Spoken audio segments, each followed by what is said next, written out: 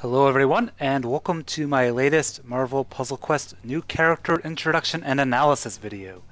This past week we had the Thing released, a new 4-star character. That's now 2 4-star characters released in a row in 1 month. So let's take a look at the Thing. So I'm not a fan of his character artwork. He looks kind of stupid. I like the cover fine. He's kind of missing his eyebrows in his actual artwork over here. His description is, when military test pilot Benjamin J. Grimm was bombarded with cosmic rays, he became the Fantastic Four's strongest member, the ever-loving blue-eyed Thing. With skin of tough orange rock, Ben can't revert to human form and longs to be normal again. Despite that sadness, the Thing never shies away from a fight when it's time to protect his family. So this character was somewhat of a surprise release because everybody was saying Marvel was trying to prevent any release of Fantastic Four characters in any new games and comics and whatever it is. I guess because they want the property back and they want the current owner to give up on it. So let's take a look at the Thing. So first off, he has one of the newer higher tier 4-star health classes, 17,759 health. His damage rating is with red in the top, then yellow, and then green.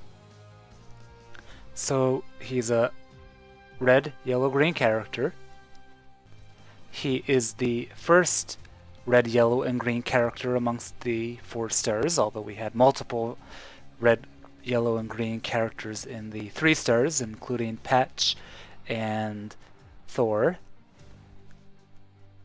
as well as Sentry. So let's take a look at his powers. So first we have, it's Clobberin Time, or without the contractions, it is Clobbering Time, my good chaps. So the description for this 10 red AP skill is, the Thing's rocky fist clobbers whatever palooka's dumb enough to fight him, right in the kisser. Deals 1955 damage at 3 covers, and stuns the target for 1 turn at 3 covers. So you're basically going to be doing 196 damage per AP, and you're going to have 1 turn of stun. Okay, so that's at 3 covers. If we have it at 4 covers, it now does 2,335 damage and stuns for 2 turns.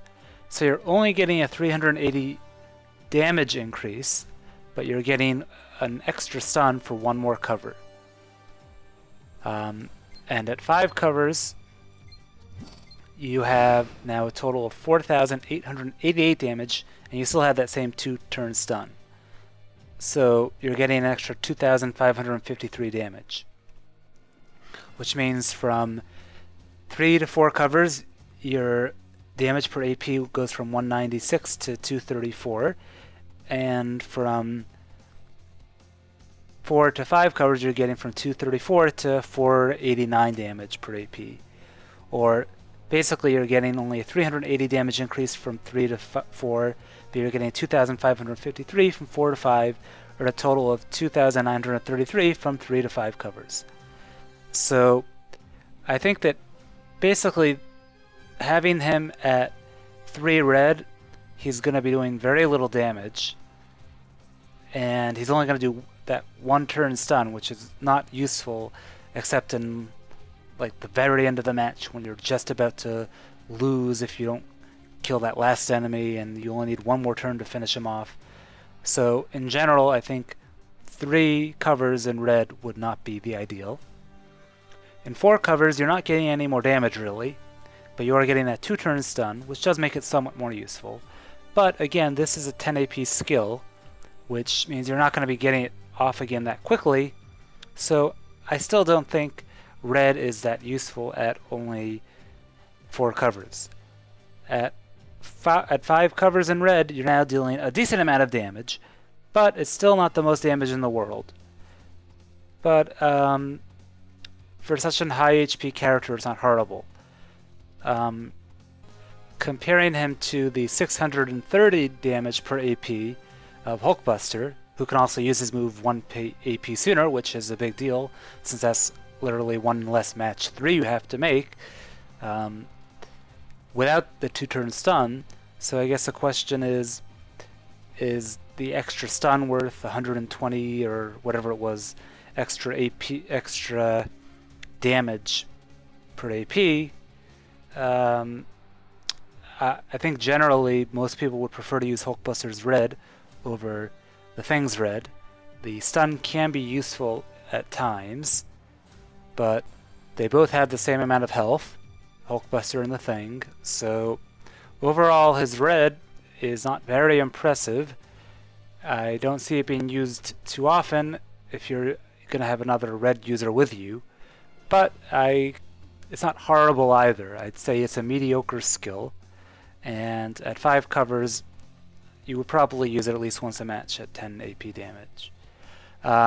So overall, let's take a look at what it looks like in action. Okay, so let's see his Red in action. So one note to make is there's currently a projectile out because of Luke Cage, so it's going to do a little bit less damage, only about 100.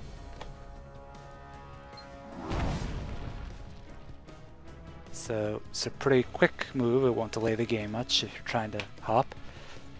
Doesn't do that much damage as we just saw, but a decent amount, and it has a 2-turn stun. Okay, let's move on now. I think that we've seen enough of his Red. His Yellow, Rock Solid. It's a passive move. The ever-loving blue-eyed thing steps up to protect his friends and family. If an ally with less health than the thing would take at 3 covers, 1629 or more damage, the thing moves to the front and then creates 3 strength, 289 yellow projectiles. There must be yellow tiles out there not currently occupied by any other special tile, like another protect or attack or strike tile. So just take that in mind, as certain games might lead to them being filled up rather quickly, especially as somebody's trying to screw around with this move. So this move, at first glance, looks very good.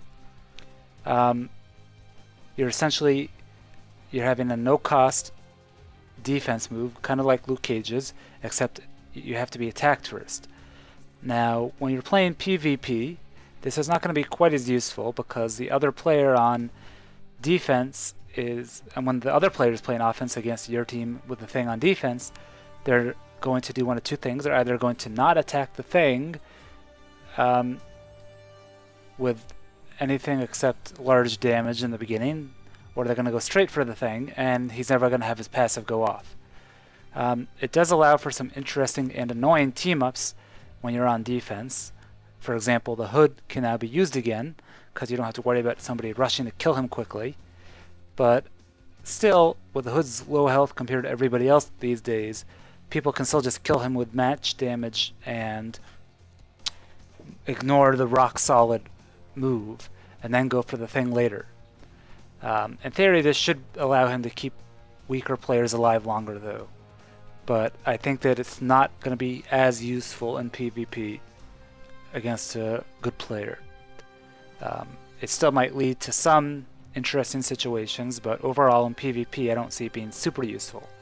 In PvE you can control things a lot more, as well as you're climbing up in PvP when you're on offense, because the computer, you can tell in advance when they're going to use a special move, so you can position your characters properly to activate Rock Solid. So let's just look at the numbers. You're getting 3 tiles at 289 strength at 3 covers, which means 867 protect. So definitely all match damage is going to be protected against, and even if the enemy has a few strike tiles out or lower level damage tiles, you're not going to get any damage from match damage. So once you move it up to 4 covers, you now have you lower the threshold for when the thing will jump in front, only by a little bit, by about less than 100 more. It's about 200 more. So you're slightly more likely to activate it, but not too much more. and you get an extra tile now. Instead of 3, it's 4, but it's still the strength of 289. So that gives you a total of 1,156 protect, which is a decent amount more in protect tiles, and it's spread out more, but it's not going to make that much of a difference against normal moves. You're already protected from match damage previously, so this is really just going to give you a little bit more protect against actual moves. Now, at 5 covers, this is when it really becomes very strong. You now have 5 tiles, and the strength jumps up to 361 per tile. And the threshold is now 1358. So you are essentially going to be getting 1,805 protect tiles out. That's a huge amount of damage to be blocking. Any low-level moves will do just about no damage, and especially when you're going up against a thing, if you can really time it very properly, you can now have a real PvE character that can just defeat any node, even against level 365 enemies or 395 enemies. You can really just crush them with this much higher defense level. You don't have to worry about all these countdown tiles anymore. You'll just block up most of the damage. I think that it's a pretty good move, but I think it's very limited on defense and PvP. And overall, I would still say it's a good move to have. The difference between 3 covers and 5 covers, you're lowering the damage threshold for when you'll jump in front by 271, which is not that much. And a lot of the attacks that use AP are going to be dealing about that much damage or more anyhow at the 1600 damage level. So I don't think that's something to consider, the threshold being lowered. It's not that much of a difference. The defense amount, though, is huge. You're getting 938 more protect defense strength. So that's definitely something to consider. I don't think there's much benefit to have in 4 over 3 or 4 over 5. I think that you basically just need to decide, are you going to go all in with this or not? So I can see either way. I can see going with 3 or 5. It depends how you want to use him. If you want to use him more for PvP, I would go with 3 in yellow so that you can deal more damage with his other attacks. If you want him to be a more PvE based character and to be able to basically not worry about any of these over-leveled Dark Avengers nodes, I would go with 5 in yellow. Another thing to consider is that his green is going to directly weaken the ability of his yellow, because his green destroys a large number of tiles. So you have to consider who you're going to be teaming him up with, and if you'll have another green user to not negate the power of his yellow. So I think overall, though, it's easily countered by a Loki in PvP, so you have to be very careful. Anybody that fights the thing is probably going to bring Loki, and he's going to convert all of his protect tiles into an attack tile and just focus down the thing. It's still not necessarily guaranteed, though, because you will need to get, if you're bringing the thing to protect the hood, you could potentially basically make it impossible to kill the hood except with match damage. And it's unlikely to get 10 AP saved up in black for Loki to be able to turn his protect tiles into attack tiles. So and if you bring Deadpool as well, you're basically guaranteed that the only damage you'll be able to do to the hood is going to be match damage or with Iron Fist's attack tile. Still, I think that with such low HP, Hood can still be finished off easily, so it's not that great having all these extra defensive moves, but it's definitely annoying on PvP. Just something to consider. But again, for PvE, 5 and yellow is great, and PvP not as much. So let's see what it actually looks like when he jumps in front. Okay, so let's see how this works. We're gonna have to wait for some damage to come out first. Need to let them get some more red AP, I guess.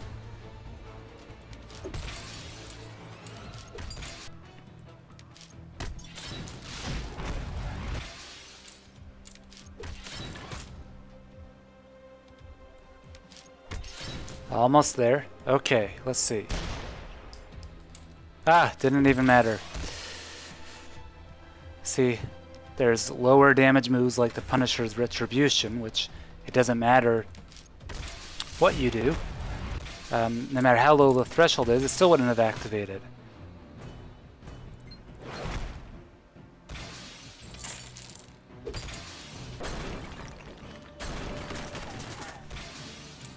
Okay, there we see it. Now I am taking 0 damage.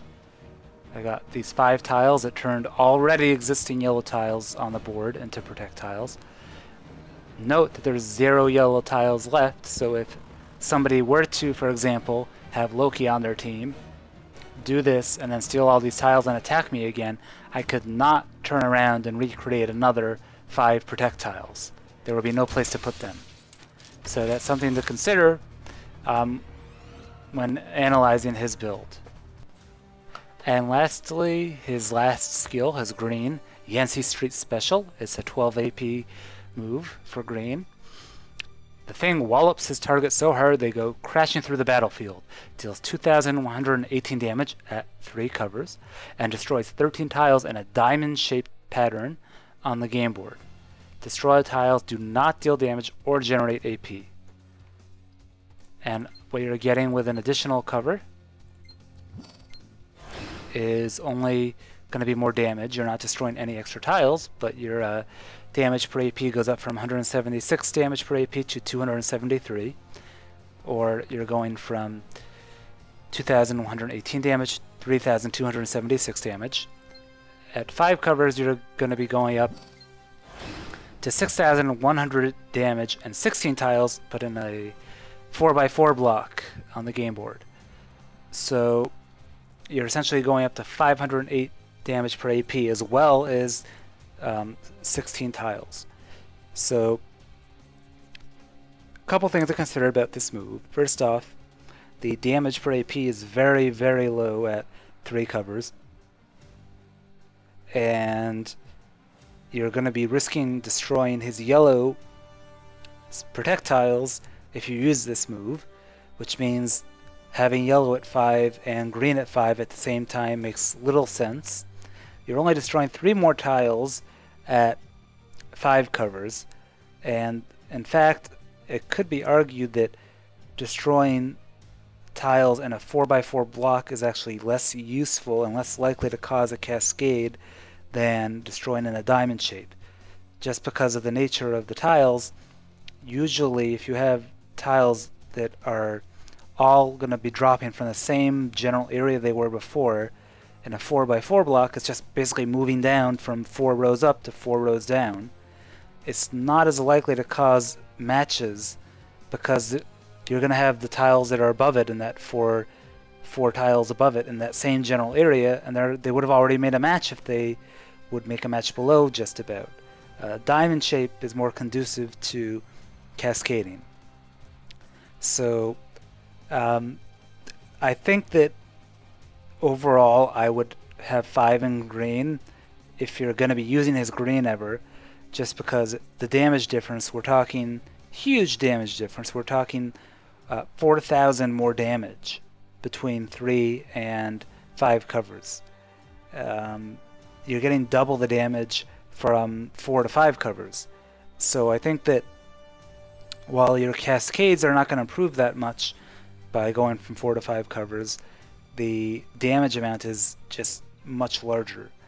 Still, the overall damage amount is not that high for his green. There are other stronger green characters, but it is single target damage, so it actually might not be that low when you look at it that way. Compared to other single target greens, it deals about the same amount of damage as Invisible Woman's Force Bubbles. It's actually somewhat similar, although not as conditional as Carnage's Carnage Rules ability. Although the potential for damage is much less, the actual damage is likely to be more. So it's not a bad green. It's not a great green, but it's a higher AP move that you're not necessarily so likely to use, and you're not going to be pushing to get green off as much. Overall, I think the Thing is an interesting character. Let's take a look at we saw earlier at what it looks like at 3 covers, so let's see it at 5 covers now so that we can see the 4x4 shape.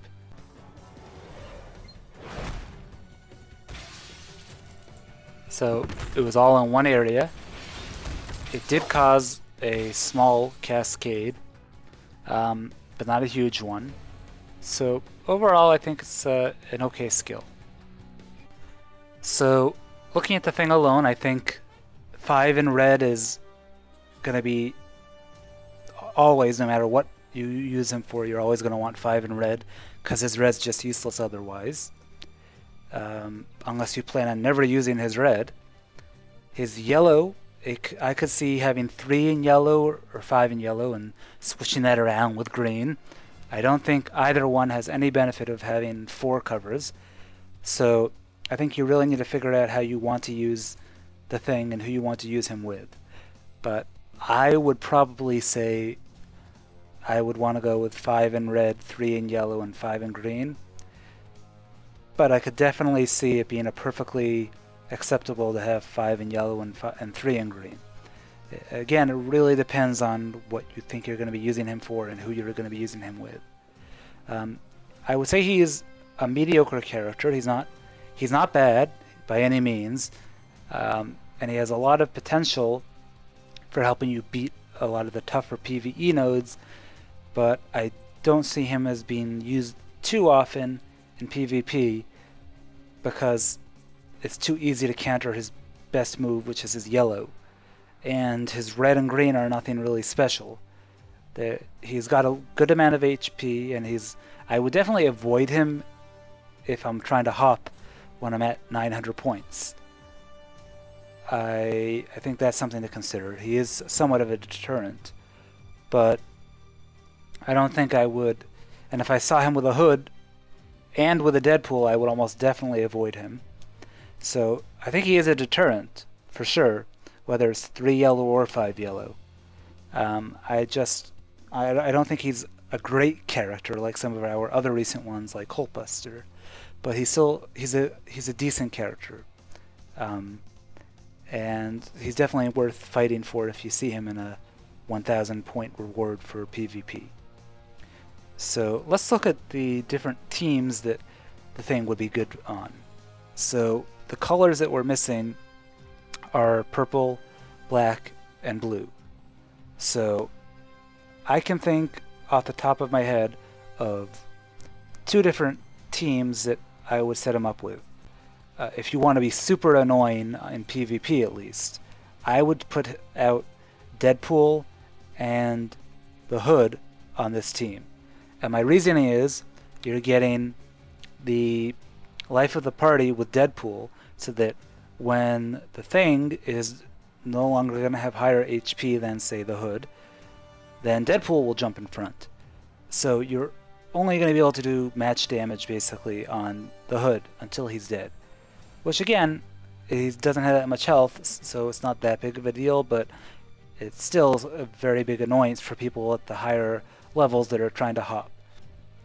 And you also get a powerful purple with Deadpool's Whales, and he's going to probably get a chance to get it off with a high HP Thing and with AP ceiling Hood out there on your team.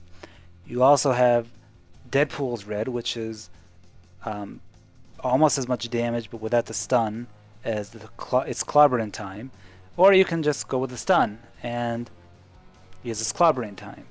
So you got two good red options, and you also have the yellow passive of the Thing with the Hood's active yellow with his twin pistols, and you have the black, which for Hood, which is only going to do a little bit of damage, and there's no tiles to speed up really for countdown tiles, but in terms of having actual active moves for every color, you've got that with this build, and you've also got the green for the Thing.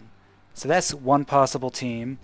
I think it would be very annoying to go up against, and it would be... I would probably skip it every time I saw it in PvP. Even ignoring the Thing's yellow, it's just annoying. The next team I would think of is, again, I would keep Deadpool, because their ability to jump in front, even though Deadpool has a lot less health, it's just so incredibly annoying that you won't be able to deal out massive damage always to the character you want to. So it's definitely something to consider. Again, I would have Deadpool and the Thing, as well as Black Panther. It's been a while since Black Panther has had a really good spot on a team, but I think this is the perfect team for him to go with. You've got the yellow with Black Panther to put out strike tiles, and you got the blue for more defense tiles, and you got the black for the extra damage. And you don't really care about giving your enemy extra AP with Black Panther's black move, because what are they going to do? They're going to use a special move and have the Thing jump out front and create his projectiles. So I think either of those teams are automatically going to be skipped in PvP, just because you're definitely going to get off a move, an AoE move of a lot of damage. I would skip either of those teams. So I think those are the best teams to be using in general with the Thing. Perhaps not as much for PvE as PvP, but I think that those are the best teams to use the Thing with. So I think that's basically all that I can really talk about for the Thing right now. If you want, I can try to release some more videos of the Thing's matches. I still owe you guys a Carnage video. I'm also going to be having a video coming up over the next couple days to go over the Vault, the new way to draw tokens. And so stay tuned and leave your comments below on any other ideas for the Thing. And don't forget to subscribe for future videos.